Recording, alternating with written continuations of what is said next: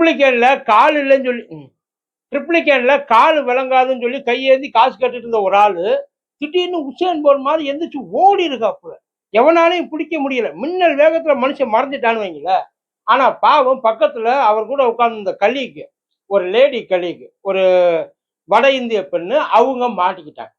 அவங்க என்ன எதுக்காக வந்து அதை பிடிச்சிருக்காங்க அப்படின்னா, ஏமாத்தி பிச்சை எடுத்திருக்காங்களாம். அதாவது கை கால் வராது, ரொம்ப பாவம் அப்படின்னு சொல்லி மக்களை ஏமாத்தின ஒரே ஒரு காரணத்துக்காக மக்கள் வந்து பயங்கரமா கொதிச்செழுந்து அவங்கள பிடிச்சி போலீஸ்ல ஒப்படைச்சிட்டாங்க. போலீஸ் இப்ப பயங்கரமான ஒரு விசாரணையில இறங்கி இருக்கு.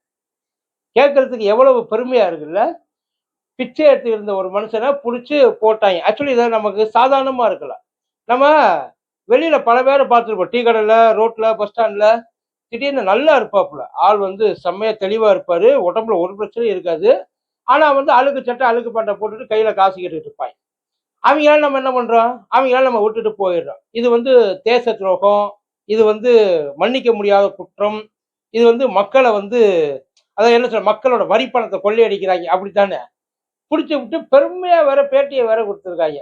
இப்ப பிரச்சனை அவங்கள புடிச்சு கொடுத்தது கிடையாது. அதுக்கு மேல இன்னொரு பிரச்சனை இருக்கு. இந்த ஆஹ், காசு கேட்கறாங்க இல்லைங்களா? அவங்களெல்லாம் யாசகம் கேட்கறாங்களா? அவங்களெல்லாம் நீங்க பாத்தீங்க அப்படின்னா முக்கால்வாசி லேடிஸ் என்ன பண்ணுவாங்க?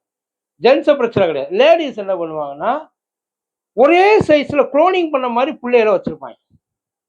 நல்லா பார்த்தீங்கன்னா, இந்த கடையில இந்த ஆர்டர் போடுவோம்ல, எனக்கு இந்த சைஸ்ல இந்த இதுல வேணும் அப்படின்ற மாதிரி ஒரே சைஸ்ல குழந்தைகளை வச்சிருப்பாங்க. மேட்ரு உண்மையில அவங்களோட குழந்தைகளா? பிரச்சனை அவங்க பிச்சை எடுக்கிறது கிடையாது. நல்லா தெரிஞ்சுக்க. பிச்சை எடுக்கிறது அப்படின்றது வந்து கேவலமானது கிடையாது. அது வந்து உண்மையிலே அவங்களுக்கு முடியாத ஒரு சூழ்நிலை. சில பேர் அதை ப்ரொஃபஷனா ஆக்கிட்டாங்க. நல்லா தெரிஞ்சுங்க. இப்ப ஒரு நியூஸ் ஒண்ணு குஜராத்லயே எங்கேயோ ஒரு ஆளு பிச்சை எடுக்கிற ஒரு ஆளு. அதுக்கப்புறம் அவரை நோண்டி பார்த்ததுக்கு அப்புறம் தான் தெரிஞ்சு பிச்சை எடுத்து 4 வீடு கட்டியிருக்காப்புல. நல்லா கேட்டுங்க. டாக்ஸ் ப்ராப்ளம் இல்ல உண்மையில இந்த காமெடியில சொல்ற மாதிரி டாக்ஸ் ப்ராப்ளம் கிடையாது. அதுக்கப்புறம் ஜிஎஸ்டி கிடையாது. கவர்மெண்ட்டுக்கு கணக்கு காட்ட வேண்டியது கிடையாது. எந்த பிரச்சனை 4 வீடு வச்சிருந்திருக்காரு. அவர் வட்டிக்கு பணம் விட்டுருக்காரு. பட் இருந்தாலும் அதெல்லாம் பண்ணிக்கிட்டு பிச்சையும் சைடுல எடுத்துக்கிட்டு இருக்காப்புல. என்னதான் இருந்தாலும் பழசெல்லாம் மறக்க மாட்டோம்ட்டு. அதனால அவங்க எடுக்கிறது, நம்ம கொடுக்கறது இதெல்லாம் வந்து நம்மளோட தனிப்பட்ட பிரச்சனை. அது வந்து நின்னு பார்க்குறவங்களுக்கு தான் தெரியும். அது அவங்க வந்து டேஸ்ட் நெறையா இருக்கு. அதுல அவங்களுக்கு வந்து இன்கமும் நெறையா இருக்கு. 2வது யாருக்கு அவங்க வந்து முதலாளியா வாழலாம். பேருக்கு தான் அது வந்து பிச்சைக்காரன் தவிர, யாருக்கும் பதில் சொல்ல வேண்டிய அவசியம் கிடையாது. சேல்ஸ் பிரஷர் கிடையாது. டார்கெட் பிரஷர் கிடையாது. அவங்களா வந்து செல்ஃப் மோட்டிவ் இன்னும் சொல்லப்போனா அது வந்து ஒரு ஆன்டர்பிரினர்ஷிப் ஆக்கிட்டாங்க.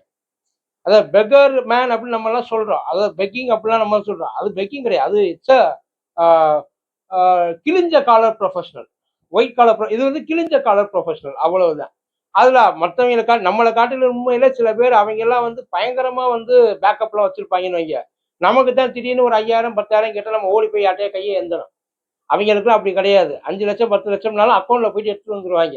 அப்படித்தான் இருக்கு ரொம்ப நாளா எடுக்கிறவங்க. ஃப்ரெஷரா வர்றாங்க இல்லைங்களா? அவங்களுக்கு தான் வந்து கொஞ்சம் பிரச்சனை. பட் அவங்களும் கொஞ்ச நாள்ல நல்லா செட்டில் ஆயிருவாங்கன்னு வைங்களேன். இப்ப பிரச்சனை அந்த பிச்சை எடுக்கிறது கிடையாது. அந்த குழந்தைங்க உண்மையில அவங்களோட குழந்தைங்களா? அந்த குழந்தைங்க கடத்திக்கிட்டு வரப்பட்டுச்சா? அவங்க எப்படி அந்த ஒரே சைஸ்ல 2 அந்த குழந்தைங்கலாம் பார்த்தீங்கன்னா, முக்காவாசி கண்ண முழிக்காமலே இருக்கும். கண்ணே முழிக்காது. அந்த குழந்தைங்க ஏன் கண்ணு முழிக்காம இருக்குது? அழுகாது, தொந்தரவு பண்ணாது. சாதாரணமா ஒரு குழந்தை என்ன பண்ணும்? குழந்தை தூங்குறதா இருந்தாலும், அத தூக்கிட்டு நல்லா பார்த்தவங்க ரோட்ல திரிவாங்க, வெயில்ல திரிவாங்க, பனியில திரிவாங்க, ரோட்ல கடந்து போடுவாங்க. பட் அது எந்த விதம் ஒரு பொம்மை மாரியே அந்த புள்ள இருக்கும். இப்ப பிரச்சனை அந்த மாரி ஆனா அத யாருமே பெருசா சீரியஸா எடுத்துக்கிறது கிடையாது. நம்ம யாருமே அத கண்டுக்கிறதும் கிடையாது. பட் ஆனா, அதுல ஒரு பெரிய மாஃபியா இருக்குன்றாங்க. முக்காவாசி இங்க நம்ம தமிழ் ஆளுக இப்ப எடுக்கிறப்பலாம் பார்த்தீங்கன்னா, அவங்க கையில குழந்தை இருக்காது. நல்லா கேட்டு இல்ல உண்ம. அது இது அவங்களுக்கும் நமக்கும் அந்த டிஃபரன்ஸ் இருக்கு. அவங்க அவங்க வந்து கேட்பாங்க, அப்படியே போயிடுவாங்க. போட்டா சில பேர்லாம் வந்து அப்படியே நிப்பாய்ங்க. இந்த புள்ளைய வளர்ந்து வர்றப்ப என்ன ஆகும்னா, இந்த சில குழந்தைங்க இந்த ரோட்ல கையில பிச்சை அந்த பாத்திரத்த தூக்கிட்டு வருங்க இல்லைங்களா? பாவம் அந்த குழந்தைங்க வேற யாரும் இல்ல. இந்த மாரி பல குழந்தைகள் தான். பட் ஆனா அந்த குழந்தைங்க சர்வைவ் ஆகுமோ? ஏன்னா ஏன்னா அதுக்கெல்லாம் வந்து மயக்க மருந்து குடுத்ததா சொல்றாங்க. ஏன்னா குழந்தை ஆனா சில நேரங்கள்ல இந்த டெக்னிக் பண்ணுவாங்க. குழந்தைய அழுக விட்டு கையில கோப்பாய்ங்க. நமக்கு அந்த இத பண்றதுக்கு. சில பேர் அந்த டார்ச்சர்லாம் தாங்க முடியாது. இப்ப பிரச்சனை அவங்கள புடிச்சு குடுத்தது அவங்க பிச்சை எடுத்தாங்க அப்படின்றதுக்காக கிடையாது. அந்த குழந்தை அவங்க மேல ஒரு சந்தேகம். ஒருவேளை வேற ஏதாச்சும் உள்ளுக்குள்ள இருக்குமோ அப்படின்ற ஒரு நெனப்பு எல்லாருக்கும் இருக்குது. இன்னொரு முறை யாராச்சும் இந்த மாரி பார்த்தீங்கன்னா, கம்ப்ளைண்ட்டும் கொடுக்க முடியாது. ஏன்னா இதெல்லாம் வந்து கடத்தல், அதாவது என்ன மறைஞ்சிருந்து பண்ற பிசினஸ் இல்லை, இதெல்லாம் ஓப்பனா பண்ற பிசினஸ். ஆனா இதுக்கு யாரும் இது வரைக்கும் எந்த ஆக்ஷனும் எடுத்தது இல்ல. உங்களுக்கு என்னைக்காச்சும் அந்த டவுட் வந்திருக்குதா? ஒருவேளை இந்த குழந்தைகளா அவங்க குழந்தைகளா, இல்ல வேற எங்கேயாச்சும் எடுத்து வந்த குழந்தைகளா? குழந்தைங்கலாம் சுயநினைவுல இருக்கா? இல்ல குழந்தைகளுக்கு ஏதாச்சும் போட்டு அப்படியே படுக்க வச்சிருக்காங்கல்ல? யோசிச்சு பாருங்க. நன்றி.